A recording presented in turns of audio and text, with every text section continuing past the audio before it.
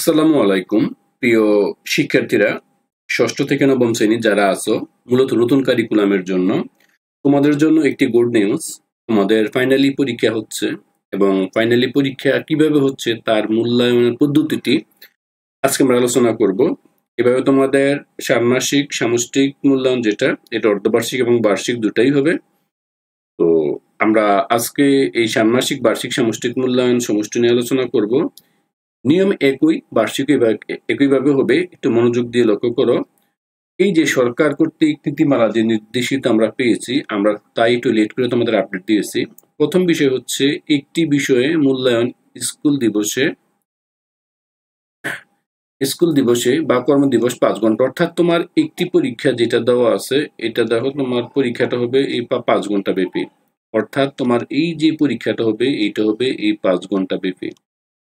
প্রথম শর্ত, যেদিন পরীক্ষা হোক এদিনেই, অর্থাৎ 5 ঘন্টার ভিতরে তোমার পরীক্ষা শেষ করতে হবে, এই নির্দেশনা দিয়ে দেওয়া আছে 1 নম্বর নির্দেশনা।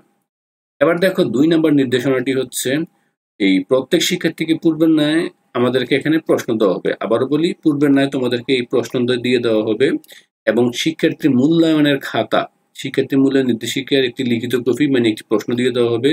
একই সাথে মূল্যায়নের লিখিত অংশের জন্য আলাদাভাবে প্রত্যেকে একটি করে খাতা এবং উত্তরপত্র সরবরাহ করা হবে। আশা করি বুঝতে পারছো। দেখো, একটি খাতা এবং একটি উত্তরপত্র সরবরাহ করা হবে।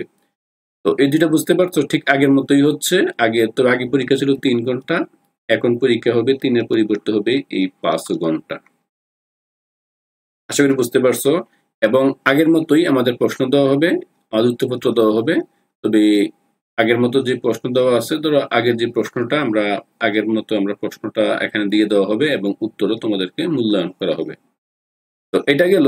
এবার এই যে উত্তরপত্র যে মূল্যায়ন করবে, দেখো এই যে লিখিত নির্দেশনা, এটি লিখিত কপি পাবে, অর্থাৎ এই প্রশ্ন এবং একই সাথে লিখিত অংশের জন্য আলাদাভাবে প্রত্যেককে একটি করে খাতাটা হবে তোমার মূলত 16 পৃষ্ঠার। আশা করি বুঝতে পারছো, খাতাটা হবে মূলত 16 পৃষ্ঠার। আশা করি এটা নিয়ে তোমাদের কারো কোনো প্রবলেম নেই। তারপর যদি মনে হয় এই দুটা অংশ নিয়ে আলোচনা প্রবলেম জানাবে। এবার আমরা আলোচনা করব তৃতীয় যে নির্দেশনাটা। শিক্ষার্থীরা একটু মনোযোগ দিয়ে এখানে দেখো। এখানে বলছে এই শুরুতেই নির্দিষ্ট বিষয়ের ষান্মাসিক সামষ্টিক মূল্যায়ন কিভাবে পরিচালিত হবে তার নিয়মাবলী শিক্ষার্থীদেরকে জানানো হবে। একজন শিক্ষক আসবেন, শিক্ষক এসে কিভাবে হবে তার বিষয়টি জানাবেন। অর্থাৎ প্রথমবার এসে তোমরা প্রথম দিন যখন প্রশ্ন পাবে, প্রশ্ন পাওয়ার আগে শিক্ষক এসে তোমাদেরকে এই বিষয় সম্পর্কে কি করতে হবে তা তোমাদেরকে জানানো হবে। আশা করি তোমরা এই অংশটা, এই 3 নাম্বার যে আমাদের এখানে একটি শর্ত দেওয়া ছিল, 3 নাম্বার যে পদ্ধতিটা বলে বুঝলে। এবার দেখো তারপর পদ্ধতি, মূল্যায়নের জন্য একক কাজ, অর্থাৎ তোমাদের একক কাজ হবে। বিষয়টা মাথায় রাখবে, একক কাজের পরীক্ষা হবে। জোড়ায় কাজ, তোমাদের জোড়ায় কাজ হবে এবং দলগত কাজ। তাহলে 3টা হবে, একক কাজ, জোড়ায় কাজ, অর্থাৎ এক বেঞ্চে যারা বসবা তাদের কাজ হবে, এবং লাস্টে হচ্ছে তোমার এই দলগত কাজ। আশা করি বুঝতে পারছো। হ্যাঁ, বিভিন্ন কার্যক্রম থাকার পাশাপাশি লিখিত অংশ থাকবে। এগুলোর সাথে প্লাস, এগুলো তো থাকবেই, এগুলোর সাথে প্লাস তোমার লিখিত একটা পরীক্ষা হবে। আশা করি বুঝতে পারছো, এই লিখিত পরীক্ষা হবে। আশা করি এই অংশটা তোমরা স্পষ্ট করে বুঝতে পেরেছো। পরীক্ষা থাকবে একক কাজ, জোড়া কাজ, দলীয় কাজ, প্লাস হচ্ছে লিখিত অংশের জন্য আলাদা পরীক্ষা অংশ থাকবে। যা খাতা উত্তরপত্র লিখতে হবে, দুইটাই সব খাতা অথবা উত্তরপত্র লিখবে। হ্যাঁ, ওই বিষয়ে মূল্যায়নপত্র বা শিক্ষার্থীর জন্য মূল্যায়ন নির্দেশনা প্রভৃতির স্পষ্ট নির্দেশনা দেওয়া থাকবে। অর্থাৎ তোমাকে যেখানে থাকবে এখানে স্পষ্ট নির্দেশনা পাবে। এই তোমার একক কাজ, জোড়ায় কাজ, দলগত কাজ এবং লিখিত কাজের অংশের জন্য নির্দেশনা স্পষ্ট করে তোমরা আশা করি সহজেই পেয়ে যাবে। এবার আসো তারপর এবার দেখো এই অংশটা। হ্যাঁ, মূল্যায়নপত্র বা শিক্ষার্থীর জন্য মূল্যায়ন নির্দেশিকা অনুযায়ী সর্বোচ্চ 5 ঘন্টার মধ্যে শিক্ষার্থী সকল কাজ সম্পূর্ণ করে শিক্ষক বা পর্যবেক্ষককে জমা দিবে। তাহলে তোমরা টাইম পাবে 5 ঘন্টা, 5 ঘন্টাতে সব জমা দিবে, যা আগেও বলে দেওয়া ছিল। এবার দেখো আরেকটি তথ্য বলে দেওয়া আছে। এই তথ্যটা হচ্ছে এই দেখো, শিক্ষকের জন্য নির্দেশনা মূল্যায়নের জন্য নির্ধারিত কাজসমূহ একটি খসড়া লক্ষ্য করো ভালো করে, এটা বোঝানো শিক্ষক কি করবেন।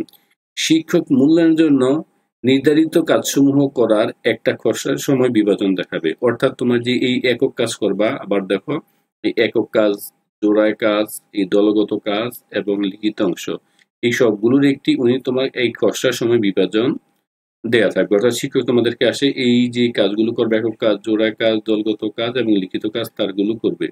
কিন্তু অনেক শিক্ষার্থীর, লক্ষ্য করো, অনেক শিক্ষার্থীর এর চেয়ে কম বেশি সময় প্রয়োজন হতে পারে। মনে করো তুমি একক কাজ অনেকক্ষণ লেট করলা, হ্যাঁ, এরকম, বা জোড়া কাজ লেট করলা অথবা দলগত কাজ লেট করলা, এগুলো।